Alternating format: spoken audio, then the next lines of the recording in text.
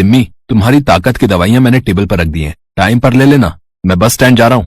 सरोज दीदी bus stand पर खड़ी मेरा इंतजार कर रही होंगी। और तुम्हें तो पता ही है, सरोज दीदी ने गांव की तरह पूरे शहर को सिर पर उठा लिया होगा। हाँ तुम रख दो, मैं ले लूंगी। तुम जाओ अपनी दीदी को लेने, नहीं तो वो मुझे ही आकर ताने सुनाएंगी कि मैंने देर कर दी होगी, तभी तुम समय पर नहीं गए। अभी नीता आती होगी, तुम्हारी दीदी से पूछकर उनकी पसंद का उससे खाना भी बनवाना है। ठीक है, मैं दीदी को ले आता हूँ। निखिल की बड़ी बहन सरोज गांव में रहती थी और निखिल अपनी पत्नी सिम्मी के साथ शहर में रहता था। निखिल की बड़ी बहन निखिल से उम्र में काफी बड़ी थी। निखिल और सरोज की उम्र में काफी फर्क था। बचपन में ही माता पिता के गुजर जाने के बाद निखिल को उसकी बहन सरोज ने ही पाल पोस कर बड़ा किया था। निखिल शहर में नौकरी करता था और 2 साल पहले ही निखिल की शादी सिम्मी से हुई थी। सिम्मी गर्भवती थी और उसका 6ठा महीना चल रहा था। इसीलिए निखिल ने अपनी बहन सरोज को अपने पास शहर बुला लिया ताकि सिम्मी को थोड़ा सहारा मिले। निखिल बस स्टैंड पर पहुंचता है। उधर सरोज की बस पहले ही आ चुकी थी। क्या भैया, ये कैसे दूध की चाय बनाई है? ऐसा लग रहा है चीनी पत्ती और पानी उबाल कर दे दिया। अरे असली दूध तो हमारे गांव में मिलता है। कितने पैसे हुए चाय के? 15 रुपए। क्या 15 रुपए? ये पानी जैसी चाय 15 रुपए की? इसके तो मैं 2 रुपए भी ना दूं। सरोज दीदी, आप यहाँ चाय की दुकान पर हो? मैंने आपको पूरे बस स्टैंड पर ढूंढ लिया। चलो, गाड़ी मैंने आगे खड़ी की हुई है। पर इस चाय वाले का क्या करूं? 15 रुपए मांग रहा है पानी जैसी चाय के। अब ये लो भैया। चलो दीदी, मेरी गाड़ी आगे खड़ी है, वहाँ जाम लग जाएगा। बताओ, 15 रुपए पकड़ा दिए बेकार सी चाय के। निखिल और सरोज घर आ जाते हैं। सिम्मी फ्रूट सलाद खाने ही बैठी थी कि सरोज घर के दरवाजे से ही उसे टोक देती है। सिम्मी, रुको। ये तुम क्या कर रही हो? पता है गर्भवती स्त्री को पपीता नहीं देते हैं, और वो भी तब जब 6ठा महीना चल रहा है। कोई जरूरत नहीं है पपीता खाने की। नमस्ते दीदी, पपीता तो फ्रूट्स में आता है ना? वो तुम्हारी बात ठीक है, पर पपीते की तासीर गर्म होती है, बहुत गर्म। इसीलिए गर्भावस्था के समय पपीते का सेवन ठीक नहीं है। हाँ, बाकी फल तुम खाओ, कोई परहेज नहीं। देखा सिम्मी, तभी मैंने ऐसे समय में दीदी को बुला लिया ताकि तुम्हारी अच्छे से देखभाल हो सके। देखभाल की जगह टोका टाकी ज्यादा करेंगी, इतना मुझे पता है। पता नहीं आगे और क्या क्या मना करेंगी। नीता आ गई है। दीदी आप बता दो आपकी पसंद का क्या बनवाना है। ये क्यों बनाएगी? तुम क्यों नहीं बना रही हो? दीदी, हमारी काम वाली खाना बनाती है, हमने खाना बनाने के लिए ही इसे रखा है। ठीक है, अब क्या ही बोलूं, पर बहुत साफ सुथरा और अच्छा बनाना, शुद्ध देसी घी का। मैं देसी घी का बना ही खाना खाती हूँ। पर दीदी, मैं तो ऑलिव ऑयल यूज करती हूँ। क्या? Olive oil? तुम्हें तो गर्भावस्था में देसी घी खाना चाहिए। आगे 9वें महीने में मैं तुम्हें देसी घी से बनी चीजें खिलाऊंगी, इसके अलावा कोई तेल घी नहीं खाओगी। अब क्या करूं, ये तो मुझे जबरदस्ती देसी घी खिलाकर मोटा कर देंगी। पता नहीं निखिल ने इनको क्यों बुला लिया।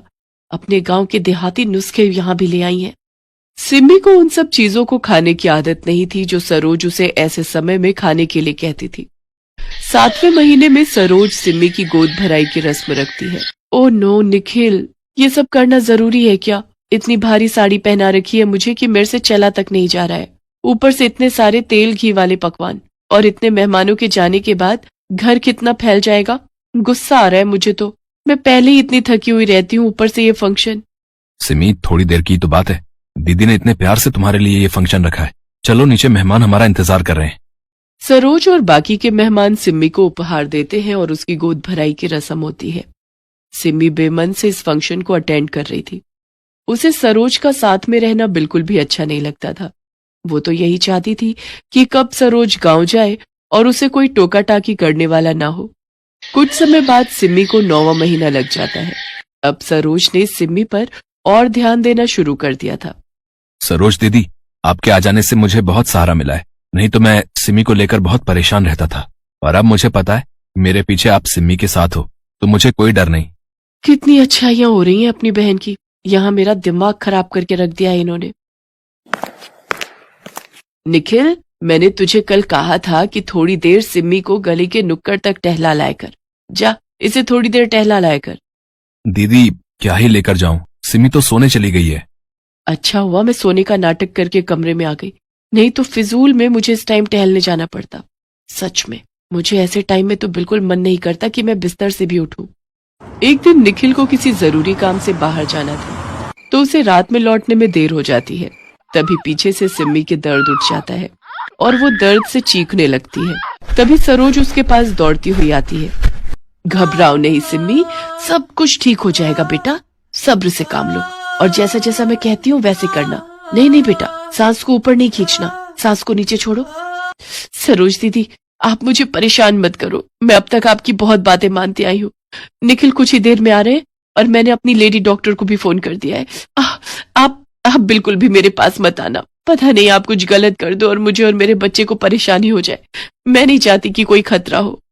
सिम्मी सरोज को बिल्कुल भी पास नहीं आने दे रही थी और उसका दर्द बढ़ रहा था। निखिल भी रास्ते में था और लेडी डॉक्टर पहुंचने ही वाली थी। अचानक सिम्मी बेहोश होने लगी तो जबरदस्ती सरोज को उसके पास जाना पड़ा। सिम्मी, तुम नहीं जानती हो, मैंने गांव में कई बार दाई माँ के साथ काम किया है, इसलिए मुझे सारे उपचार आते हैं। जैसे मैं कहती हूँ वैसे ही करो तो तुम्हें दर्द में आराम मिलेगा। मैं तुम्हें वादा करती हूँ तुम्हें कुछ नहीं होगा। तभी लेडी डॉक्टर भी आ जाती है। निखिल भी पहुंच जाता है। लेडी डॉक्टर कमरे में जाती है। अरे सरोज जी, आप और यहाँ। Simmi, you are so lucky कि तुम्हारे साथ सरोज जी जैसी एक अच्छी और कुशल दाई है। सरोज जी, हमारे पास समय बहुत कम है, हमारे पास हॉस्पिटल जाने का टाइम नहीं है, हमें इसी समय ये डिलीवरी करनी होगी, आप मेरी मदद कीजिए। वैसे मैंने हॉस्पिटल स्टाफ को फोन कर दिया है, स्टाफ की नर्स अभी पहुंच रही है। ठीक है डॉक्टर बिटिया, आप मुझे बता दीजिए कि मुझे क्या क्या करना है। सिम्मी सब कुछ देख रही थी, उसे हल्का हल्का होश था। कुछ देर बाद सिम्मी एक प्यारे से बेटे को जन्म देती है। सिम्मी अपने किए पर बहुत शर्मिंदा थी। सिम्मी, गांव में कैंप लगा था तो मैं ड्यूटी पर थी, वहाँ सरोज जी मेरे पास हमेशा मदद के लिए रहती थी। She is very talented. सचमुच मैं कितना लकी हूँ जो मुझे सरोज दीदी जैसी बहन मिली। आप ठीक कह रही हो, मैं भी बहुत खुशनसीब हूँ जो सरोज दीदी मेरी बड़ी ननद, मेरी बड़ी बहन मेरे साथ है। अरे अब बस भी करो, तुम दोनों क्या मुझे रुला दोगे? लाओ लाओ मेरे भतीजे को मेरी गोदी में दो। बेटे के पैदा होने की खबर सुनकर सरोज का पति और बच्चे भी शहर आ जाते हैं। सिम्मी अब सरोज की बातों को बहुत प्यार से सुनती भी थी और मानती भी थी। कुछ समय बाद सरोज खुशी खुशी गांव वापस लौट जाती है।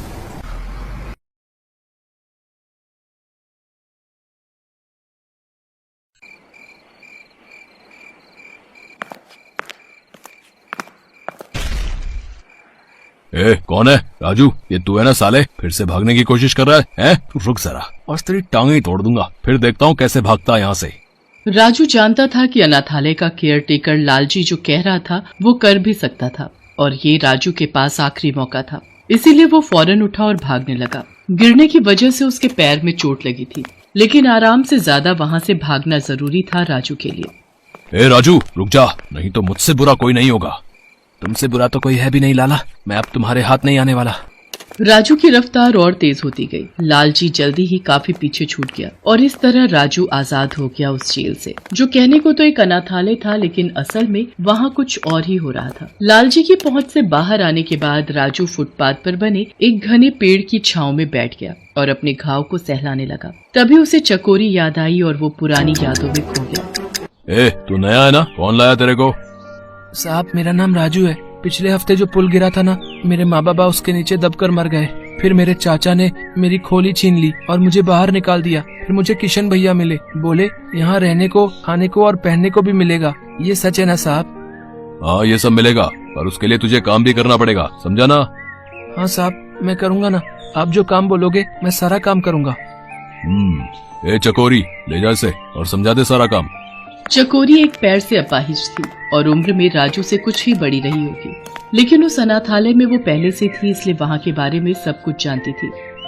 राजू, तुम्हें यहाँ नहीं आना चाहिए था, ये जगह किसी नरक से कम नहीं है। हैं? ये क्या कह रही हो दीदी? किशन भैया तो कह रहे थे कि वो किशन और ये लालजी, ये मिलकर ही तो चलाते हैं इस जगह को। ये लोग तेरे और मेरे जैसे अनाथ बच्चों को यहाँ रख लेते हैं और फिर उनसे जानवरों की तरह काम करवाते हैं, और काम ना करो तो बहुत मारते भी हैं। ये देख, मेरे पैर का क्या हाल किया इन लोगों ने। अगर ये बात है तो मैं जा रहा हूँ यहाँ से, अभी जा रहा हूँ। नहीं, अभी नहीं, रात को कोशिश करना, मैं जब इशारा करूँ तब। चकोरी राजू की मदद करती है, लेकिन कई बार कोशिश करने के बाद भी राजू उस अनाथालय से भाग नहीं पाता।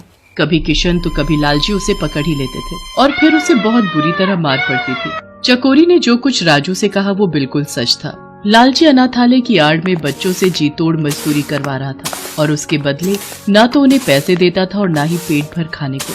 इतना ही नहीं, अनाथालय के नाम पर आने वाला चंदा भी वो बच्चों पर खर्च नहीं करता था। ये दाल है या पानी? भैया चावल थोड़े से और दे दो ना, मैं खाली चावल खाकर ही रह लूंगा।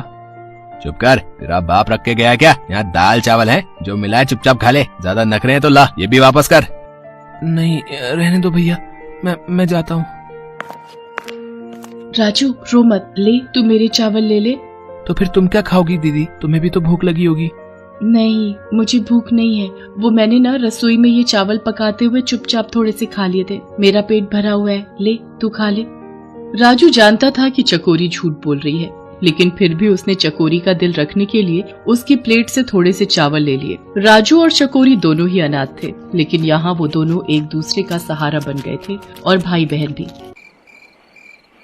राजू अच्छा मौका है, लालजी सो रहा है, जा अभी भाग जा। दीदी तुम भी चलो ना। नहीं राजू, मैं इतनी ऊंची दीवार नहीं फांद पाऊंगी, तू जा और सीधे पुलिस के पास जाना, फिर तू मुझे यहाँ से ले जाना मेरे भाई, तब तक मैं तेरा इंतजार करूंगी। अचानक एक गाड़ी के हॉर्न से राजू अपने ख्यालों से बाहर आ गया। दीदी मैं आ रहा हूँ तुम्हें लेने। सुबह हो चुकी थी। राजू सीधा पुलिस स्टेशन गया और वहाँ जाकर उसने लालजी के बारे में सब कुछ बता दिया। पुलिस इंस्पेक्टर अभिजीत ने फौरन एक्शन लिया और अपनी टीम के साथ उन्होंने बिना देर किए लालजी के अनाथालय पर छापा मार दिया। राजू भी उनके साथ ही था। सारे बच्चे एक एक करके अनाथालय से बाहर आ गए, लेकिन चकोरी वो उन बच्चों में थी ही नहीं। दीदी छोटू रुक, चकोरी दीदी कहाँ है?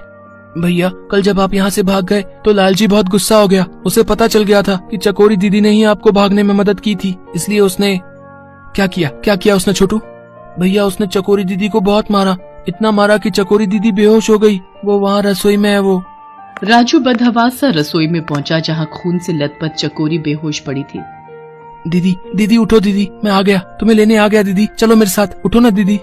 राजू अब चकोरी कभी नहीं उठेगी, ये हमेशा के लिए भगवान के पास जा चुकी है बेटा। उस दिन राजू इतना रोया जितना शायद अपने माँ बाप की मौत पर भी नहीं रोया था। चकोरी ने उसकी खातिर अपनी जान गंवा दी थी। ये बोझ राजू के नन्हे से दिल पर बहुत बड़ा था। इंस्पेक्टर अभिजीत ने लालजी और किशन को गिरफ्तार कर लिया था। उन्हें उनके किए की सजा अब कानून देने वाला था, लेकिन इस सब से भी राजू का घाव नहीं भरने वाला था। राजू चलो बेटा, हमारे साथ चलो। कहाँ जाना है मुझे? बेटा यहाँ के सारे बच्चों को एक नए अनाथालय में ले जाया जा रहा है। वो जगह यहाँ की जैसी बिल्कुल भी नहीं होगी, वहाँ तुम्हें बहुत प्यार से रखा जाएगा। नहीं, मुझे कहीं नहीं जाना, अनाथालय तो बिल्कुल भी नहीं।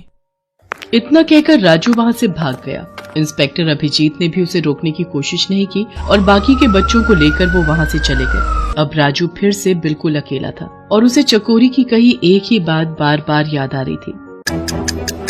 दीदी जब हम यहाँ से आजाद हो जाएंगे तो क्या करेंगे, कहाँ रहेंगे, क्या खाएंगे? जो भी करेंगे यहाँ से बेहतर जिंदगी ही जिएंगे राजू। हम खूब मेहनत करेंगे और खूब सारे पैसे कमाएंगे और फिर जो चाहे वो कर सकेंगे। राजू जानता था कि अब उसे क्या करना है। वो काम की तलाश में निकल पड़ा और जल्दी ही उसे एक ढाबे पर बर्तन धोने और ग्राहकों को खाना परोसने का काम मिल भी गया। ढाबे का मालिक राजपाल एक भला आदमी था। उसने राजू को अपने ढाबे में ही रहने दिया। वो उसे पैसे देने के साथ साथ पेट भर खाना भी देता था और इस तरह राजू ने अपने हालात सुधार लिए। अरे राजू बेटा, एक काम तो कर दे, वो जो सामने बड़ी सी बिल्डिंग है ना, अरे वही जिसके बाहर वो बड़ा सा कूड़ेदान रखा है। हाँ साहब मैं समझ गया, काम क्या है आप ये बताइए। हाँ वहाँ जाएगा तो बिल्डिंग के बाहर एक सिक्योरिटी गार्ड मिलेगा तुझे। अरे वही अपना सूरज जो हर रोज ढाबे में आकर खाना खाता है, वो आज ढाबे पर नहीं आ पाएगा, तो तू उसे वहीं जाकर खाना दिया, ठीक है? ठीक है साहब, अभी जाता हूँ। राजू अपने साथ खाना लेकर उस बिल्डिंग की तरफ चल देता है। वो सिक्योरिटी गार्ड को खाना देने के बाद वापस ढाबे की तरफ चल पड़ता है। तभी अचानक अरे ये कौन रो रहा है? ये आवाज तो शायद उस कूड़े में से आ रही है। राजू सही था, उस बड़े से कूड़ेदान से एक बच्चे के रोने की आवाज आ रही थी। आवाज बहुत ही धीमी थी, इसलिए आते जाते लोगों का ध्यान उस पर नहीं गया। लेकिन राजू ने जैसे ही उस आवाज को सुना तो वो बिना देर किए उस आवाज की तरफ गया। और फटाफट कूड़ेदान से कूड़ा बाहर निकालने लगा। अरे ये तो वहाँ कूड़े के ढेर के बीच एक नवजात बच्ची थी जिसकी सांसें और आवाज किसी भी वक्त बंद होने वाली थी। राजू उस बच्ची को लेकर फौरन ढाबे के मालिक राजपाल के पास गया और उसे सब कुछ बताया। राजू चल बेटा, इसे फौरन अस्पताल लेकर जाना होगा। सही वक्त पर अस्पताल पहुंचने से उस बच्ची की जान बच गई। राजपाल ने अस्पताल की फीस भरी और फिर उस बच्ची के बारे में पुलिस को इत्तला कर दी। साहब, वो पुलिस वाले अंकल ने क्या कहा? इसके माँ बाप कब तक मिल जाएंगे? सच कहूँ राजू तो पुलिस के भरोसे बैठे रहना बेकार ही है। तू ही सोच, जिन जालिमों ने इस मासूम को कूड़े के ढेर में फेंक दिया, भला वो लोग अब क्यों अपनाएंगे इसे? मेरे भी पहले से 2 बच्चे हैं, तो मैं भी इसके लिए कुछ कर पाने की स्थिति में नहीं हूँ। फिलहाल मुझे लगता है इसे किसी अनाथ आश्रम को सौंप देना ही बेहतर रहेगा। राजपाल के मुंह से अनाथ आश्रम का नाम सुनते ही राजू सिहर उठा। उसे बीती सारी बातें याद आने लगी। वो काफी देर तक उस बच्ची को गोद में लिए उसे देखता रहा। तभी राजपाल ने राजू से कहा, राजू क्या कर रहा है? चलना, यहाँ पास में ही एक अनाथ आश्रम है, चल वहीं पर चलते हैं। नहीं साहब, मैं इसे किसी को नहीं दूंगा। मेरा इस दुनिया में कोई नहीं है और इसका भी कोई नहीं है, तो इस हिसाब से हम दोनों भाई बहन हुए ना। सोच ले राजू, ये एक बड़ी जिम्मेदारी है। सोच लिया साहब, आज से मैं इसका बड़ा भाई और ये मेरी छोटी बहन चकोरी। ये कहते हुए राजू के चेहरे पर एक अजीब सा सुकून था। वो मेहनती तो पहले से ही था, लेकिन उस दिन से जिम्मेदार भी हो गया। अब ना तो वो अकेला था और ना ही परेशान। उस छोटी सी चकोरी के रूप में उसे जीने का मकसद जो मिल गया था।